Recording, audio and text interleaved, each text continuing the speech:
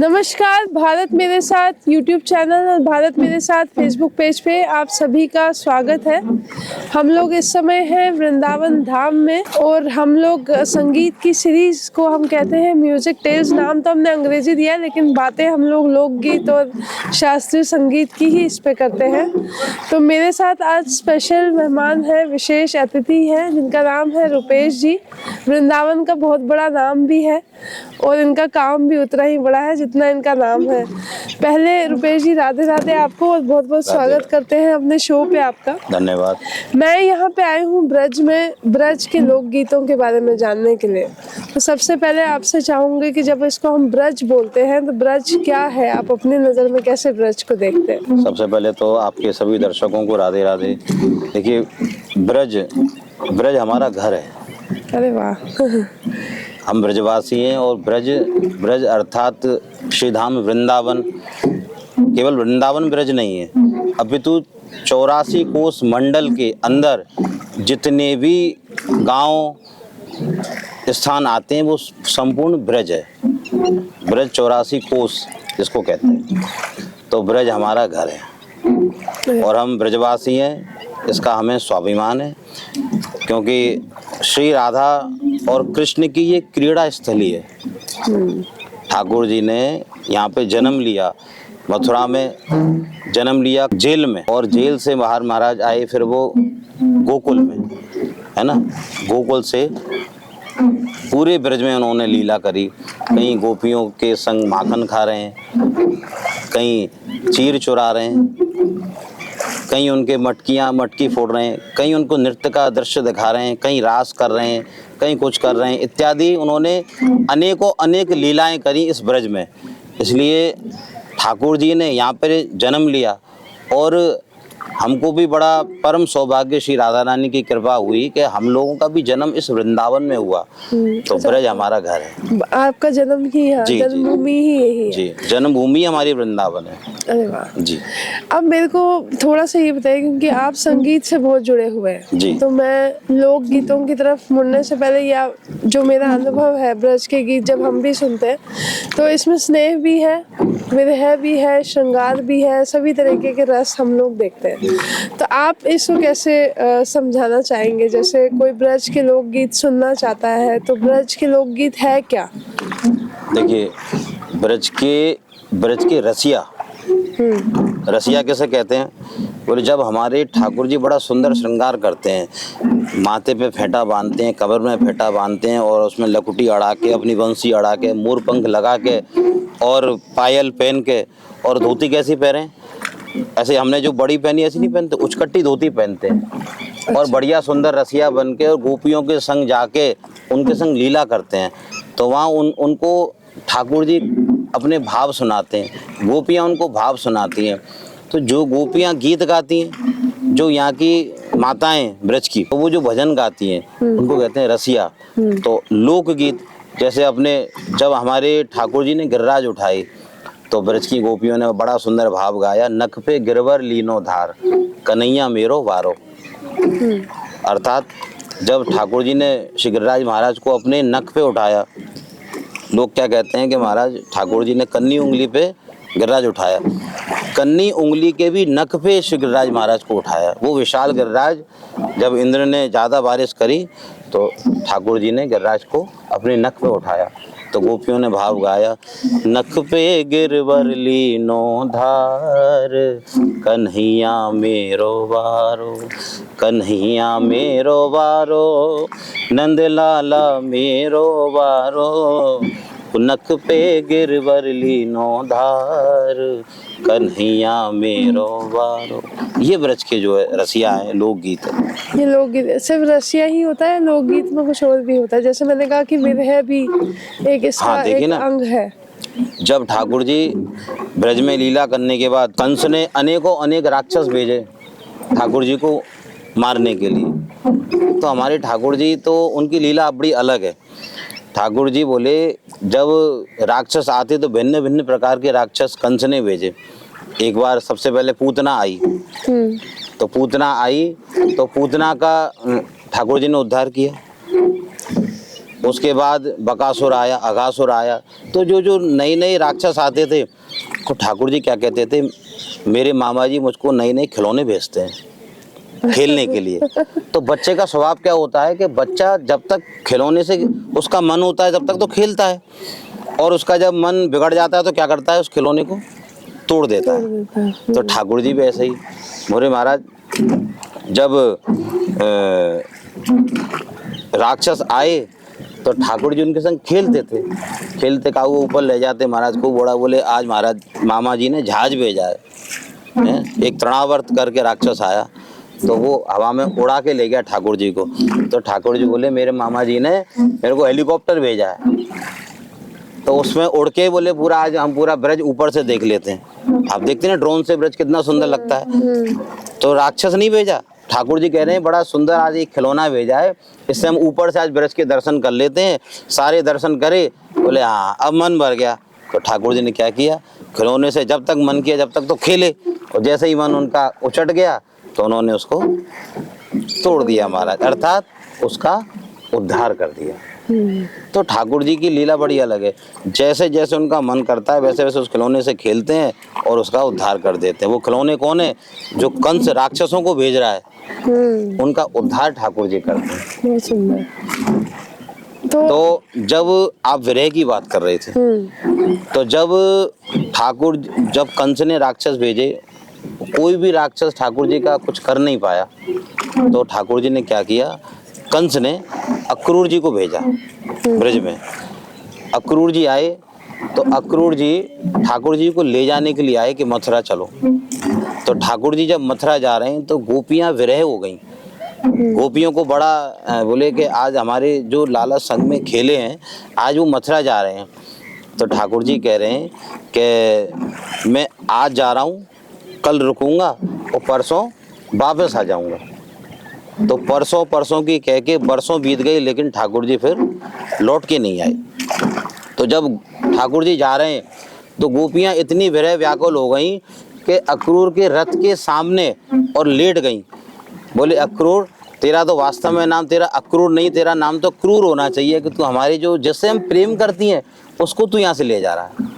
तो लेकिन सब ठाकुर जी की लीला है। तो रथ के आगे लेट गई कि यदि तुझे ले जाना है तो इस रथ को हमारे ऊपर से चढ़ा के ले जा, इतना प्रेम। तो वहाँ पे गोपियों ने विरह में भाव गाया। तो जब ठाकुर जी जा रहे हैं तो उनको विदा कर रही हैं, तो एक भाव गोपियां गाती हैं, विदा गोपाल विदा, विदा मेरे लाल विदा, तेरे सुख में सुख हमारा, तेरे दुख में दुख हमारा, तू प्राणन से है प्यार, तेरे दुख में दुख हमारा, विदा गोपाल विदा, विदा मेरे लाल विदा, तेरे दुख में दुख हमारो, तो है मेरे प्राणन प्यारो। ऐसा भाव गोपियों का है कि तू तो हमारे प्राणों से भी प्यारा है, और जब किसी के प्राण ही जा रहे हैं तो फिर उनके पास बचा क्या है। तो आज श्याम सुंदर ब्रज से मथुरा जा रहे हैं तो गोपियों में बड़ा विरह हो गया, तो उसको विदा तो कर रही हैं ठाकुर जी को, लेकिन अश्रु बिंदु भाव आके रो रो के सारी गोपियां रो रही हैं। यशोदा मैया अलग रो रही हैं, ग्वाल अलग रो रहे हैं, गोपियां अलग रो रही हैं। तो विरह का भाव गोपियों ने अलग अलग भाव, अलग अलग रस के अलग अलग भाव गोपियों ने गाए। माता के यशोदा मैया के क्या भाव थे, क्योंकि कृष्ण सबको ही पता है कि देवकी नंदन है जी। लेकिन यशोदा के भाव ज्यादा जो है चर्चा में ज्यादा वही रहते हैं। देखिए, देवकी मैया ने उनको जन्म दिया, लेकिन हमारे यहाँ कहते हैं कि जन्म देने से ज्यादा पालने वाला बड़ा होता है ना। बच्चे को जन्म दे दिया और आपने किसी और को सौंप दिया, अब उसका पालन पोषण यशोदा मैया ने किया। अब सोचो कि जिसके 80-4-84 की आयु में बालक आया है, तो वो कितना प्रेम यशोदा मैया नंदलाला से करती। और उसमें भी नई नई विघ्न आ जाते, कभी कोई राक्षस आ गया, कभी कोई राक्षस आ गया, कभी कुछ हो गया, कभी कुछ हो गया। तो बड़ा स्नेह यशोदा मैया लाला से करती, इतना स्नेह करती कि जब हमारे ठाकुर जी ब्रज को छोड़ के चले गए मथुरा, तो फिर मथुरा से आगे फिर आप जानते हैं फिर द्वारका गए, ऐसे गए, आगे की लीला है। तो एक बार उद्धव जी, ठाकुर जी हमारे बैठ के अश्रु बिंदु बहा रहे थे, तो उद्धव जी उनके परम मित्र, तो उद्धव जी बोले कि मित्र आप इतना रोते क्यों ब्रज के लिए? बोले कि ब्रज तो मेरा घर है, असली घर तो मेरा ब्रज ही है, मेरा लालन पालन, मेरा पोषण, मेरी वो सखियाँ, मेरी गोपियाँ, मेरे ग्वाल वाल, मेरी यशोदा मैया, मेरे नंद बाबा, सबसे मैं वहीं रहा हूँ, तो उनसे मेरा जो प्रेम है, एक बार तू ब्रज में जाके देख। बोले तो उद्धव जी ब्रज में आए, तो उद्धव जी जब ब्रज में आए तो किसी से पूछा कि बोले यशोदा मैया कहाँ रहती हैं? तो वो ग्वाला बोला कि ये जो नाली बहती आ रही है ना, देख रहा है ना, ये नाली का अंत जहाँ पे होगा वहाँ पे यशोदा मैया का महल है, वहाँ पे तुझे यशोदा मैया मिल जाएगी। तो यशोदा मैया के पास उद्धव जी जा रहे हैं, देख रहे हैं कि वो जो नाली जा रही है, देखते जा रहे हैं, अंदर पहुँचे तो किसी से पूछा कि ये नाली इतनी तेज कैसे बह रही है? तो बोले कि नाली में कोई साधारण जल नहीं है। तो बोले क्या है? बोले ये यशोदा मैया के अश्रु बिंदु हैं, उनके आंसुओं की धारा बह रही है। बोले जिस दिन से नंदलाला ब्रज से गए हैं उस दिन से यशोदा मैया के आंसू रुके नहीं हैं। ये देख के महाराज उद्धव जी भी विरह हो गए। बोले अच्छा इतना प्रेम? उद्धव जी जब गोपियों से बात कर रहे हैं, चर्चा कर रहे हैं, तो गोपियों को अपने ज्ञान से समझाने की कोशिश कर रहे हैं। तो गोपियां कह रही हैं कि उद्धव तू हमारे प्रेम की पराकाष्ठा को नहीं जान पाएगा, है ना। वो कहते हैं कि तुमने जिससे प्रेम किया वो कोई साधारण ग्वाल नहीं है, वो भगवान है, वो ब्रह्म है। तो गोपियां कह रही हैं कि वो ब्रह्म तो तेरे लिए है, हमारे लिए ब्रह्म नहीं है। हमारे लिए तो एक बार ठाकुर जी ने बड़ी सुंदर लीला करी। बोले क्या हुआ? बोले गोपी से बोले कि अरे गोपी मुकु ने एक सी छाछ पवा दे। कौन कह रहे हैं? श्याम सुंदर, जिनके 9 लाख धेनु नंद बाबा के, जो उनके पिताजी हैं नंद बाबा, उनके 9 लाख धेनु हैं, 9 लाख गैया हैं, और उनका बेटा किसी साधारण गोपी से कह रहा है कि जरा सी छाछ पिला दे। तो गोपी कह रही है पिला तो दूंगी, फ्री में नहीं पिलाऊंगी। तो बोले कैसे पिलाएगी? बोले नेक जरा ठुमका लगा के देखा। तो ठाकुर जी थोड़ी सी छाछ के लिए नाच के दिखा रहे हैं। छछियावर छाछ पे नाच नचायो, ब्रजवासी कहते हैं छछियावर छाछ पे नाच नचायो। थोड़ी सी छाछ के लिए ठाकुर जी नाच रहे हैं। ये लीला ऊपर से देवता देख रहे हैं। बोले कैसा परमात्मा है, देखो है? जिसके 9 लाख धेनु है महाराज, वो दूसरों से छाछ मांग के पी रहा है। ठाकुर जी ने चोरी करी, काहे की करी? किसी का धन नहीं चुराया, किसी के हीरे मोती, किसी के कपड़े, किसी के गहने नहीं चुराए। महाराज ठाकुर जी चित्त को चुराते थे, गोपियों के मन को चुराते थे। बहुत सुंदर। ठाकुर जी के घर में तो खूब सारी गैया हैं, रोज नित्य नई माखन होते हैं, नए प्रकार के माखन यशोदा मैया बनाती हैं, लेकिन उसको नहीं खाते हैं। वो हर गोपियों के घर में जाके, और गोपियों को भी बड़ा भय रहता है कि आज नंदलाला हमारे घर नहीं आ जाए, हमारे घर नहीं आ जाए, तो ऊपर छुपा के माखन को रखती हैं। जो गोपी जितना माखन चुराती है उसके घर में ही जाके ठाकुर जी लीला करते हैं। ऐसे हमारे ठाकुर जी। तो यशोदा मैया का वो भाव जब उद्धव जी देख रहे हैं कि ये अश्रु बिंदु बह रहे हैं, तो उद्धव जी भी वहाँ पे विरह में, और जो ज्ञान लेके आए थे तो उस ज्ञान की महाराज गूदड़ी बन गई। वृंदावन में यहाँ पर स्थान है ज्ञान गुदड़ी के नाम से। जब उद्धव जी आए तो कहते हैं ज्ञान बजाई दुंदुभी और प्रेम बजायो ढोल, और ऊदो सूदो है गयो सुन गोपिन के बोल।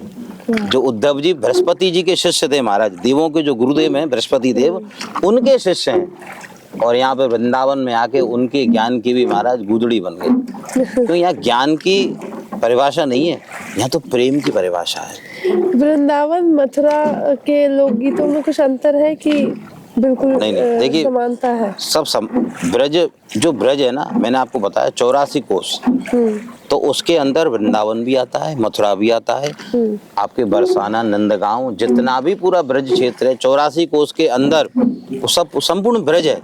नाम अब ये आप जहाँ पे हम लोग बैठे हैं ये वृंदावन है, आप यहाँ से ये यमुना किनारे सीधे सीधे चले जाओ, मथुरा आ जाएगा। हैं, उससे आगे चले जाओ, आगरा आ जाएगा। ये दिल्ली से यमुना बहती हुई आ रही है।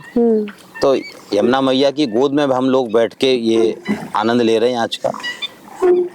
तो संपूर्ण ब्रज है, तो ब्रज के सभी लोकगीत अलग अलग है, कोई वैसा नहीं है कि भाव अलग अलग है, गीत सब एक ही है। राधा का विरह कैसा है गीतों में?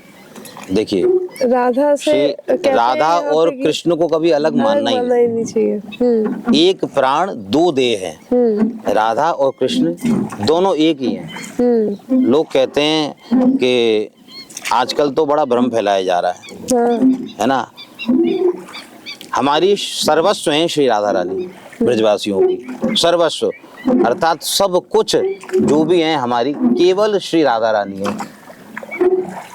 और राधा रानी का जो विरह है महाराज, जब ठाकुर जी ब्रज से बाहर गए तो राधा रानी का विरह तो ऐसा है कि ब्रज में एक बार कोई लीला करने आया तो वो कहता है कि अरे कोई माखन ले लो, कोई माखन ले लो, कोई माधव ले लो, कोई माधव ले लो।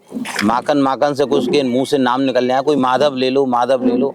अब माधव माधव नाम सुन के तो राधा रानी के कान खड़े हो गए, माधव माधव ले लो, ये कौन आ गया ब्रज में। तो उन्होंने देखा कि कोई जोर जोर से चिल्ला रहा है, माखन ले लो, माखन ले लो। माखन माखन में श्री जी को शब्द सुनाई दे रहा है, कोई माधव ले लो। राधा रानी का विरह तो महाराज अत्यंत, श्री जी का जो स्नेह है, उन्होंने ब्रज में कह दिया, बोले कोई भी यहाँ पर कृष्ण कृष्ण नहीं बोलेगा। क्यों? बोले कृष्ण नाम सुनते ही श्री राधा रानी के अश्रु बिंदु बहने लग जाते हैं। तो इसलिए ब्रज में आपने सुना होगा कि कोई कृष्ण कृष्ण नहीं कहता है, कोई एक दूसरे से मिलता है तो क्या कहते हैं? राधे राधे। यहाँ पे हम हमारे ब्रज में नमस्ते नहीं कहते हैं, राधे राधे। जो भी मिलता है तो राधे राधे, आप फोन करते हैं तो राधे राधे, कोई भी आमने सामने मिलता है तो राधे राधे। इसलिए ब्रज में राधा नाम का ही महत्व है, क्योंकि जब कृष्ण गए तो उनके विरह में सभी सखियां, सभी ग्वाल और हमारी श्री राधा रानी इतनी विरह व्याकुल हो गई कि कृष्ण का कोई नाम नहीं लेगा ब्रज में। यदि कृष्ण का नाम लिया तो श्री राधा रानी के अश्रु बिंदु बहने लग जाएंगे, और जब अश्रु बिंदु बहने लग जाएंगे तो राधा रानी के अश्रु बिंदुओं को कोई रोक नहीं सकता। इसलिए ब्रज में कृष्ण कृष्ण कोई नहीं कहता है। वृंदावन में तो खासकर केवल राधे राधे, राधे राधे। आप मथुरा जाएंगे तो मथुरा में जरूर लोग जय श्री कृष्ण, आपसे कोई भी मिलेगा तो जय श्री कृष्ण, लेकिन वृंदावन में तो रिक्शे वाला भी महाराज राधे राधे, साइड हो जाओ, राधे राधे, साइड हो जाओ, राधे राधे, आगे चल, ऐसे केवल राधा नाम वृंदावन में। तो राधा रमन भी है यहाँ पे, हाँ, बांके बिहारी भी है जी, और मीराबाई मंदिर में मीरा के अपने ठाकुर जी है। बिल्कुल। तो ये अवतार कैसे यहाँ पे आए हैं? ये कृष्ण के जो बहुत सारे अवतार हैं जो हम ब्रज में देखते हैं, आपने और इनके गीत क्या है? हमारे परम लाडले ठाकुर हैं श्री राधा रमन लाल जी, क्योंकि सप्त देवालयों में और सप्त निधियों में ये राधा रमन दोनों में इनका नाम आता है महाराज। श्री राधा रमन देव जी बड़े छोटे से हैं। अच्छा, राधा रमन जी हमारे संत हुए श्री गोपाल भट्ट जी महाराज, उनके भक्ति से श्री राधा रमन लाल श्री सालिग्राम की बटिया से स्वयं प्रकट ठाकुर हैं राधा रमन देव जी। ये किसी मूर्तिकार ने कोई पत्थर से घिस के ये शिला में पत्थर से कोई शिला नहीं बनाई। हमारे श्री गोपाल भट्ट जी महाराज नित्य जब दर्शन करते, ब्रज में बिहारी जी के दर्शन करते, दामोदर के, श्याम सुंदर के दर्शन करते, तो उनके मन में एक उत्कंठा जागती कि क्यों ना मैं भी अपने ठाकुर जी का श्रृंगार करूं। आपका कोई बालक है तो आप उसको बड़ा सजा धजा के रखेंगी ना, बढ़िया सुंदर श्रृंगार करके आएंगे। जैसे हमारे गोपाल जी हैं, जैसे वस्त्र हम पहनते हैं वैसे ही ये वस्त्र पहनते हैं। तो गोपाल भट्ट जी का भी बड़ा ये सुंदर भाव कि मैं भी अपने ठाकुर जी का बड़ा सुंदर श्रृंगार करूं, लेकिन क्या करें, सालिग्राम जी की एक बटिया गोल महाराज, कपड़ा रखें तो कपड़ा सरक जाए, फूल रखें तो फूल भी गिर जाए, जो भी श्रृंगार करें वो बिगड़ जाए। केवल एक चंदन की बिंदी रख दें और महाराज अपने आंख बंद करके यही ध्यान करें कि ये मेरे पास भी बड़ी सुंदर सी मूर्ति होती तो मैं भी बड़ा सुंदर श्रृंगार करता, तो मैं भी उनकी सेवा पूजा करता, उनको धोती पहनाता, उनको बगलबंदी धारण कराता, उनको माला बंसी धारण कराता, मोर मुकुट धारण कराता, पैरों में पायल पहनाता। लेकिन जब बिहारी जी को देखते हैं तो बड़ा सुंदर बिहारी जी का श्रृंगार, दामोदर को देखते हैं बड़ा सुंदर दामोदर का श्रृंगार। एक दिन उनकी भक्ति से प्रसन्न होकर और ठाकुर जी ने रात्रि में स्वप्न दिया कि गोपाल भट्ट, जब प्रातःकाल तुम अपनी नींद से जागोगे तो अपने मंदिर में जाओगे तो बड़ी एक सुंदर सालिग्राम से स्वयं प्रकट मूर्ति तुम्हें दर्शन होंगी और उनका नाम पूरे विश्व में श्री राधारमण नाम के नाम से विख्यात होगा।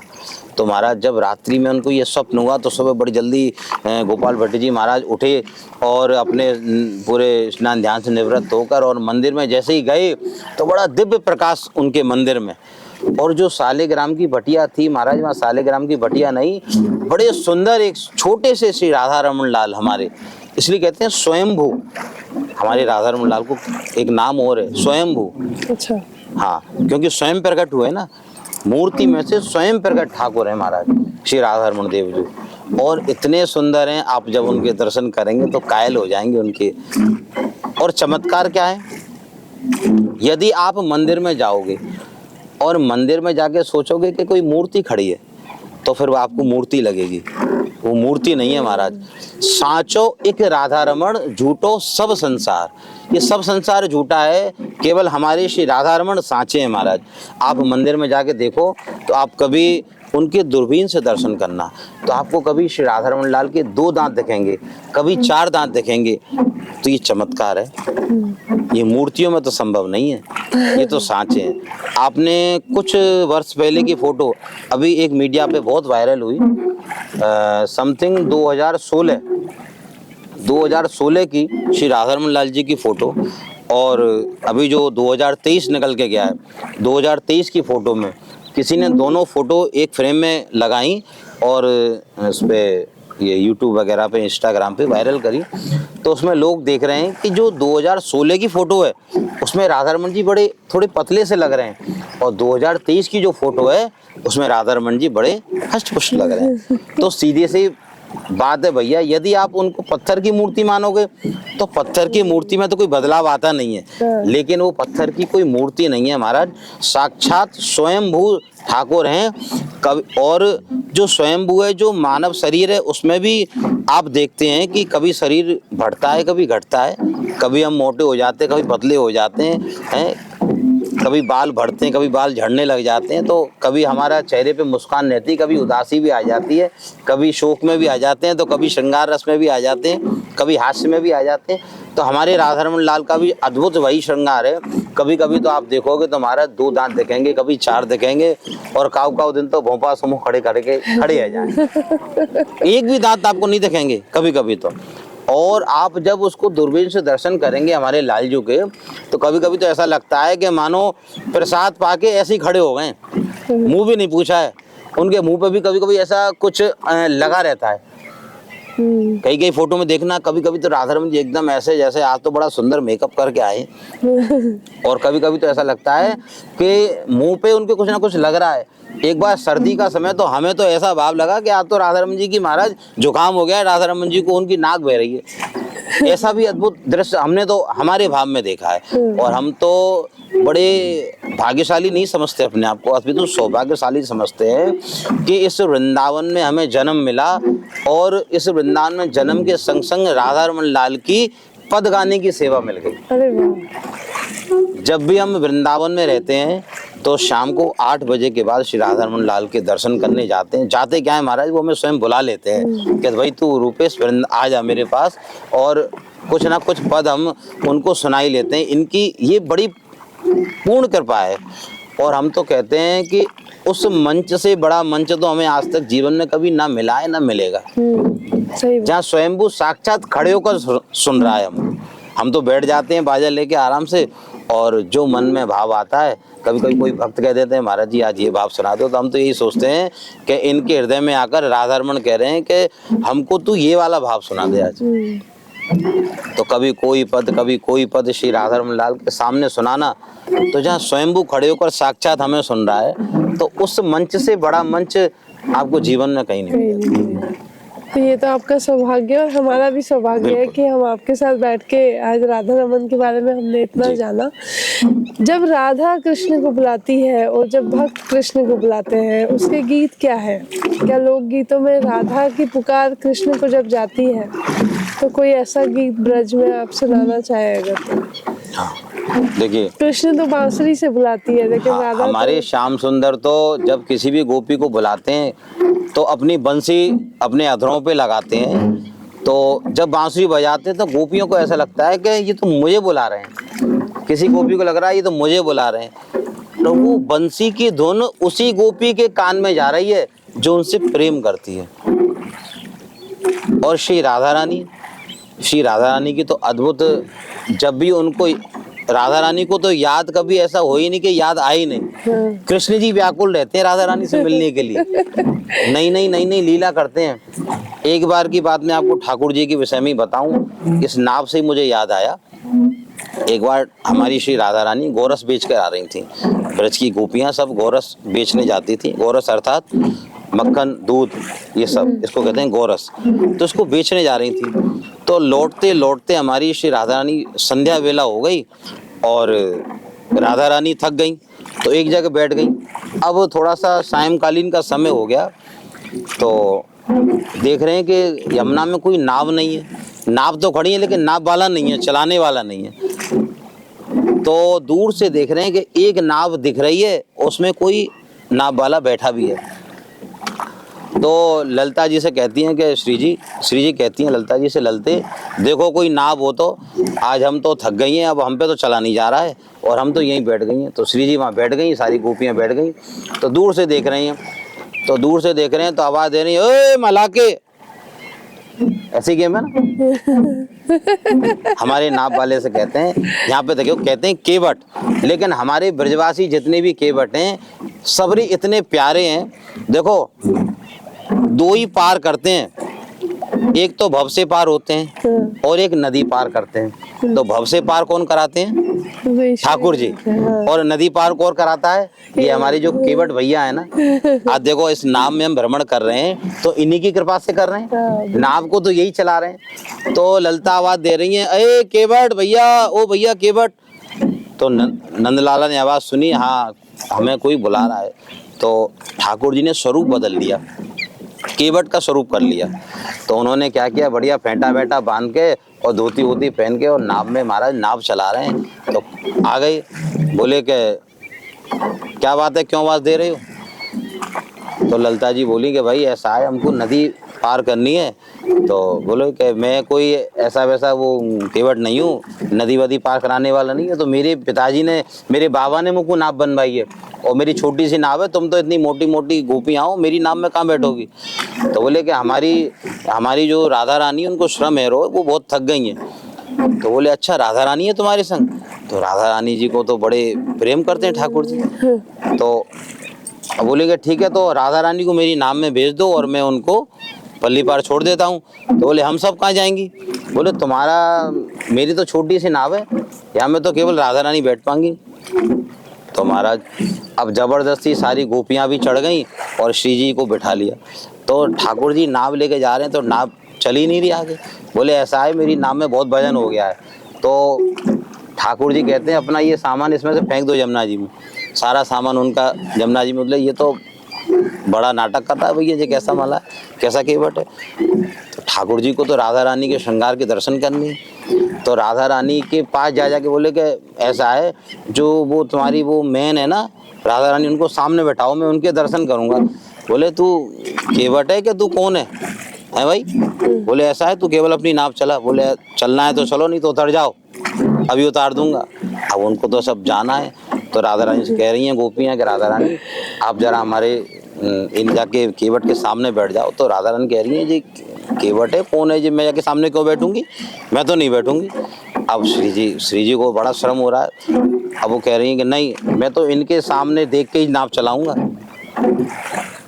तो जब राधा रानी के दर्शन कर रहे हैं ठाकुर जी, और उनके दर्शन करते करते करते उनके प्रेम में इतने व्याकुल हो गए कि नाव चलाते जा रहे हैं, गोपियाँ देख रही हैं कि ये तो कोई अलग ही लग रहा हो, ये केवट तो है नहीं। जब बाद में थोड़ी दूर पहुंचे तो उनको पता लगा कि ये तो श्याम सुंदर है, ये तो ठाकुर जी हैं। तो उनके प्रेम में इतना व्याकुल होते हैं कि राधा रानी को बुलाने की आवश्यकता ही नहीं है, ठाकुर जी स्वयं श्री राधा रानी के पास पहुंच जाते हैं नई नई लीला करते हुए। कोई गीत?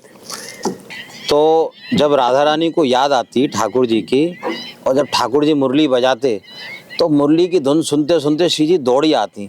तो राधा रानी यही भाव गाती कि तेरी मुरली की धुन सुन के मैं बरसाने से आई हूँ, तेरी मुरली की धुन सुन के मैं बरसाने से आई हूँ। जैसे ही महाराज ठाकुर जी की बंसी की धुन श्री जी के कानों में पहुँचती, सारी सुधबुध भूल के और श्री जी बरसाने से चल देती, और ठाकुर जी के संग नित्य रोज रास बिहार।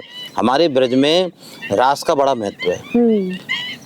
सबसे पहले जब रास होता है तो प्रिया और प्रीतम ठाकुर जी कहते हैं श्री जी से कि चलो श्यामाजू, हमारे नित्य रास को समय है रहे हो।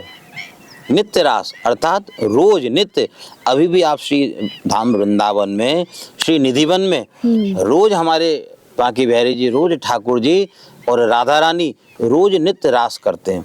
आप निधिवन के दर्शन करेंगे तो निधिवन में देखेंगे जो भी वृक्ष हैं छोटे छोटे, वो वृक्ष नहीं है, वो गोपियां हैं। हाँ, रात्रि में रोज वो गोपियां जो वृक्ष हैं वो वृक्ष गोपियां बन जाते हैं और ठाकुर जी और श्री राधा रानी के संग नित्य रास करते हैं। यही सेवा कुंज का भाव है और यही निधिवन का भाव है। और जब रास करने के बाद श्री जी हमारी थक जाती हैं तो राधा रानी कहती हैं कि लालजू अब मैं तो रास करके थक गई। तो लालजू कहते हैं कि श्री जी अब आप पौंड जाओ, अर्थात अब आप शयन करो और मैं आपकी चरण चापन करूं। अर्थात श्री राधा रानी लेट जाती हैं और ठाकुर जी उनकी चरण दबा रहे हैं। वृंदावन की लीला बड़ी उल्टी है महाराज, यहाँ पे उल्टी गंगा बहती है। आपने देखा है कि बैकुंठ में नारायण के चरण लक्ष्मी दबा रही है और ब्रज में वही स्वयं नारायण चरण किसके दबा रहा है? श्री राधा रानी के।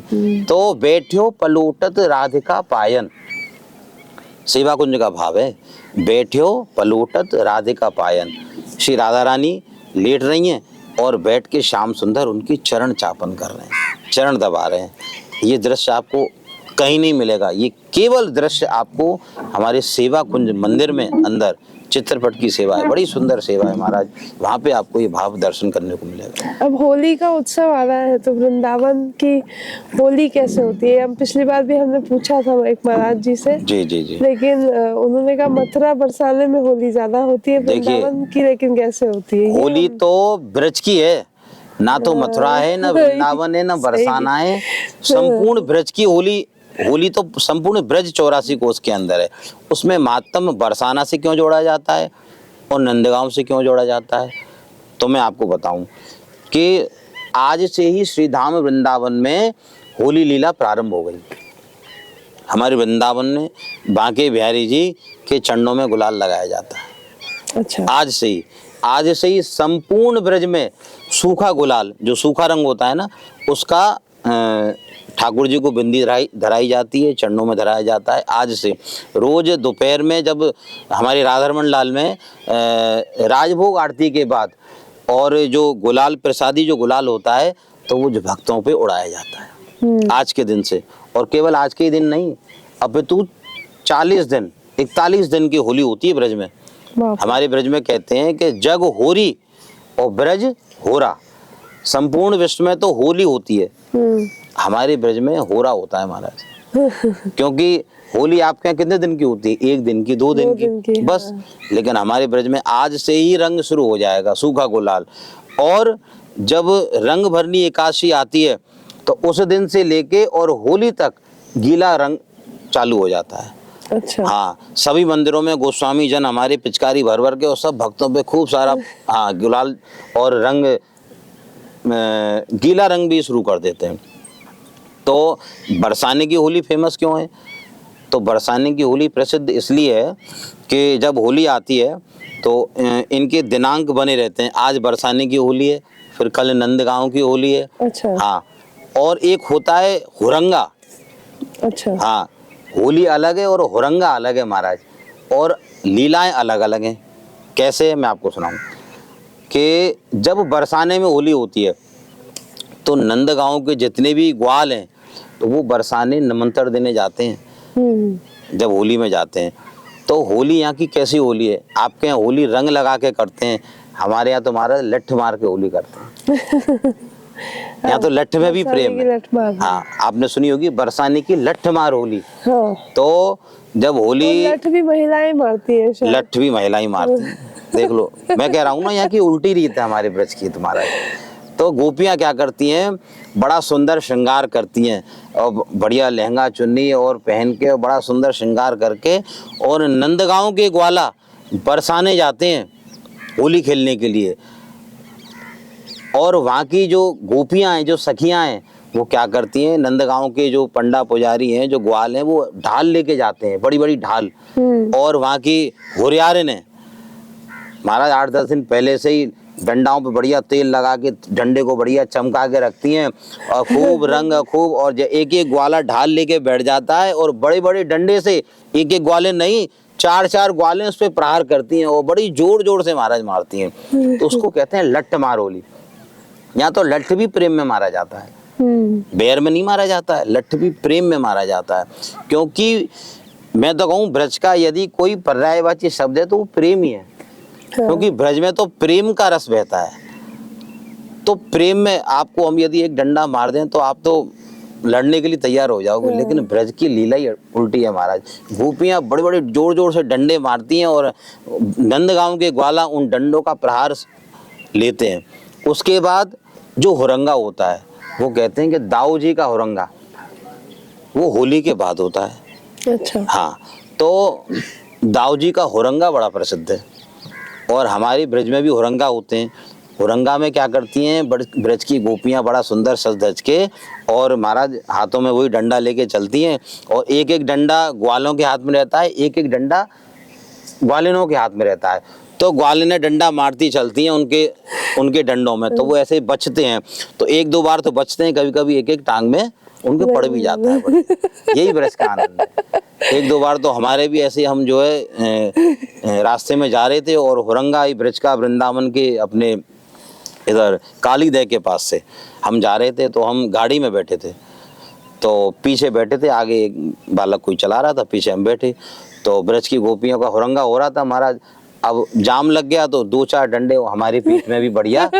हाँ, तो ये कृपा है, ये प्रसाद है। तो ब्रज की यदि ग्वाल ने 1-2 डंडा आप में रख भी दे, उस समय का भाव अलग रहता है। वो हुरंगा है, वो लीला है, तो वो भी प्रसाद है। यहाँ कभी आके आप कभी वृंदावन में आके, ब्रज में आके किसी ब्रजवासी से कभी अपशब्द नहीं बोलना, कभी बैर भाव मत रखना। क्योंकि ब्रजवासी कौन है? वो ब्रज जन है, उन्होंने वृंदावन में जन्म लिया है, और ब्रज में ही ठाकुर जी ने जन्म लिया है। तो कभी ब्रजवासी से बैर भाव मत रखना। ब्रजवासी से तो जितना आप प्रेम कर सकते हो, क्योंकि ब्रजवासियों से आपको प्रेम ही मिलेगा, दूसरी चीज नहीं मिलेगी। और आप आके उनको प्रेम दोगे तो आप प्रेम ही पाओगे। ये ब्रज है। और यहाँ की होली तो महाराज, एक बार की बात मैं आपको बताऊं, बरसाने की गोपियों को पता लग गया कि आज तो लाला जो है होली खेलने बरसाने आ रहे हैं। तो श्याम सुंदर ने अपनी मैया से बोले कि मैया आज मैं बरसाने जाऊंगा होली खेलने, तो मेरे लिए पिचकारी दे दे। तो यशोदा मैया बोली कि लाला तेरी पुरानी वाली पिचकारी धरी है, तू भाई ले जा। बोले ना ना ना, पुरानी वाली ना ले जाऊंगा। तो बोले कि मोको पिचकारी चाहिए 7, 1-2 नहीं चाहिए। कितनी चाहिए? बोले 7। तो यशोदा मैया बोली ठीक है लाला। यशोदा मैया कभी ना ही ना करती कोई चीज के लिए। बोले ठीक है लाला।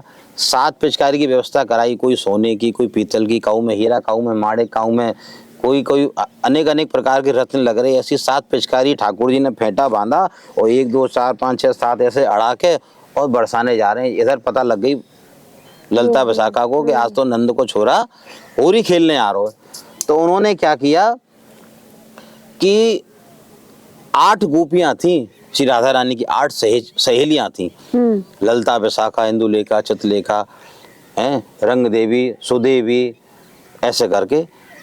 तो महाराज सारी 8 गोपियों ने एक सी ड्रेस पहन ली और श्री राधा रानी बीच में बैठ गई। अब जब नंद के लाला आए तो सारी 8 गोपियों ने एक सी पोशाक पहनी, तो पता कैसे लगे कि राधा रानी कहाँ बैठी हैं, और सबने घूंघट कर लिया। लेकिन हमारी राधा रानी ठाकुर जी से बड़ा प्रेम करती हैं, तो बार बार क्या करी, घूंघट उचका उचका के देख रही हैं कि लाला आए हैं, कैसा श्रृंगार है, जरा मैं भी दर्शन कर लूं। तो कोनी मार दे ललता, अरे श्री जी क्या कर रही हो, देखो मत, यदि तुमने घूंघट उठा के देख लिया हो तो ये नंद को छोरा सीधी पिचकारी तुम्हारी मोड़े पर चलाएगा। तो बोले अच्छा, तो घूंघट और नीचा कर लिया। इतना इतना घूंघट करके सारी गोपियां बैठ गई महाराज। अब श्याम सुंदर आए, दूर से आ रहे हैं, देख रहे हैं, तो श्री जी बार बार उचका के देख रही हैं, तो कभी ललता कोनी मार दे, कभी विशाखा कोनी मार दे। बोले राधा रानी आप ये मत करो, यदि नंद के छोरा ने देख ली तो सीधी पिचकारी की धार हमारी मोड़े पे मारे वो। तो राधा रानी इस दृश्य को देख के बड़ी आनंदित हो रही हैं कि आज तो लालजी होली खेलने आ रहे हैं, और लालजी भी बड़े मगन होकर अपने ग्वाल वालों के संग आ रहे हैं। तो वहाँ पे गोपियाँ इस भाव को गा रही हैं, होली के भाव को। तो वो क्या कह रही हैं कि कन्हैया रंग तो पे डारे गो, सखी घूंघट काहे खोले। सखी है ना राधा रानी उनकी, तो राधा रानी से कह रही हैं कन्हैया रंग तो पे डारे गो, सखी घूंघट काहे खोले, सखी घूंघट काहे खोले, सखी घूंघट काहे खोले, सखी घूंघट काहे खोले, ओ सखी घूंघट काहे खोले, ओ कन्हैया रंग तो पे डारे गो, सखी घूंघट काहे खोले। तो गोपियां कह रही हैं कि तू घूंघट मत उठाओ राधा रानी, यदि तुमने घूंघट उठा दिया तो श्याम सुंदर सबसे पहले पिचकारी की धार तुम्हारे मुखमंडल पे डालेंगे। ऐसी लीला है महाराज ठाकुर जी की और राधा रानी की होली की। तो इसी के साथ हम लोग इस एपिसोड का अंत करते हैं। तो मुझे लगता है कि हम लोग पवित्र हो गए इस वृंदावन धाम में आके, और हम लोगों ने ठाकुर जी के कितने अवतारों के बारे में इनसे ज्ञान लिया, और संगीत हो या कुछ भी हो, इन्होंने सब लीलाएं बड़े प्रसन्नता से हमें बताई कि वृंदावन धाम का महत्व क्या है, ब्रज का महत्व क्या है, होली का महत्व क्या है। तो इसी के साथ हम इस एपिसोड का अंत करते हैं, और आपका बहुत बहुत आभार कि आप हमारे शो पे आए, और हम जरूर चाहेंगे कि आप कभी दिल्ली भी आए, और वहाँ पे भी हम लोग कोई कार्यक्रम करें तो उस पर आपको न्योता जरूर भेजेंगे, और वहाँ दिल्ली वासियों को भी बताइए कि ब्रजवासी क्या होते हैं। अरे देखिए, दिल्ली के तो भक्त वृंदावन में बहुत ज्यादा आते हैं। हाँ। अब दिल्ली का नाम दिल्ली न रख के हम तो कहें अब तो वृंदावन ही रख दिया जाए तो कोई अतिशोक्ति नहीं है, क्योंकि दिल्ली के भक्त तो वृंदावन में हर शनिवार रविवार आपको दिल्ली वाले ही भक्त वृंदावन में देखेंगे। तो बस यही वृंदावन की खूबसूरती है। तो हम लोग इसी के साथ इस वीडियो का अंत करते हैं, और बाकी ऐसी कई वीडियोस देखने के लिए हमारे चैनल को सब्सक्राइब करिए। भारत मेरे साथ। धन्यवाद।